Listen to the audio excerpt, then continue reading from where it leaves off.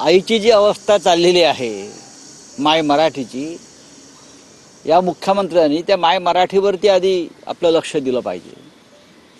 अजूनही आपली मराठी भाषा महाराष्ट्रात सक्तीची झालेली नाही, कागदावर झाली असेल, सरकारी उद्योग व्यवसाय नोकरी संवाद ह्याच्यात ती सक्तीची जोपर्यंत होत नाही तोपर्यंत मराठी माणसाला इथे स्थान राहणार नाही। भारतीय जनता पक्षाचे लोक येतात, प्रमुख घाटकोपरला जातात, घाटकोपरला भाषण करतात की घाटकोपरची भाषा गुजराती, अन्य कुठेतरी जातात इकडली भाषा अमुक अमुक अमुक। मराठीविषयी कधी तुम्ही भारतीय जनता पक्षाच्या लोकांना ठामपणे बोलताना पाहिलंय का? कधीच नाही।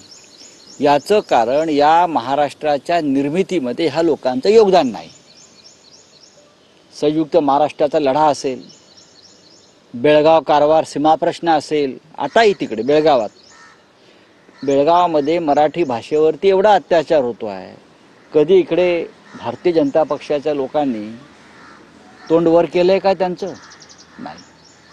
पण आता हिंदी लादतायत। हिंदीला देशामध्ये, मी महाराष्ट्रात नाही देशामध्ये म्हणजे विरोध असण्याचं कारणच नाही। हिंदी या देशातली एक संवाद भाषा आहे। जरी त्याला घटनात्मक वैधता नसली तरी सुद्धा आम्ही हिंदीला हिंदीला राष्ट्रभाषेचा दर्जा आहे। नरेंद्र मोदीला इंग्रजी येत नाही म्हणून हिंदी लादू नका, अमित शहाना इंग्रजी येत नाही म्हणून तुम्ही हिंदी लादू नका। ही त्यांची सोय करतायत ते मोदी आणि शहांची आणि त्यांच्या इतर लोकांची, की त्यांना इंग्रजी येत नाही, त्यांना अन्य भाषा येत नाहीत,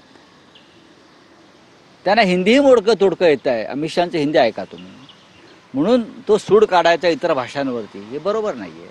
महाराष्ट्रासारख्या राज्यामध्ये खास करून मुंबई जी हिंदी सिनेसृष्टीचं प्रमुख ऊर्जा आहे, जिथून हिंदी सिनेमा बनतो, जिथे हिंदी भाषेचा उगम होतो, तिथे तुम्ही आम्हाला कशाला हिंदी सक्तीची करताय?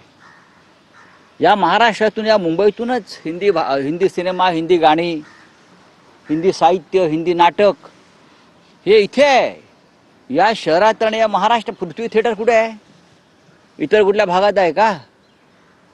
या महाराष्ट्रात हिंदी भाषा भवन आहे, उत्तर भारतीय भवन आहे ना, कोणी विरोध केलाय का? मग आमच्यावर का लादता? जिथे नाही तिथे लादा, लादूही नका, सक्तीची करू नका।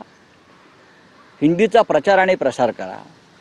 केंद्र सरकारच्या पार्लमेंटच्या हिंदी भाषा प्रचार समितीच्या समित्या आहेत, आम्ही त्याच्यावर काम करतो आणि आम्हाला असं वाटतं की या देशामध्ये हिंदीविषयी लोकांच्या मनामध्ये आस्था प्रेम आहे, कारण त्या देशाची कम्युनिकेशन लँग्वेज आहे, संवाद भाषा आहे। पण तुम्ही अभ्यासक्रमात कशा करता लादताय?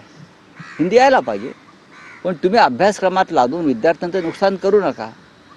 महाराष्ट्रामध्ये सगळ्यात आधी सर्व प्रकारच्या शाळांमध्ये, इंटरनॅशनल स्कूल असतील, CBS बोर्ड असेल, प्राथमिक माध्यमिक, सर्वत्र मराठी सक्तीची केली पाहिजे।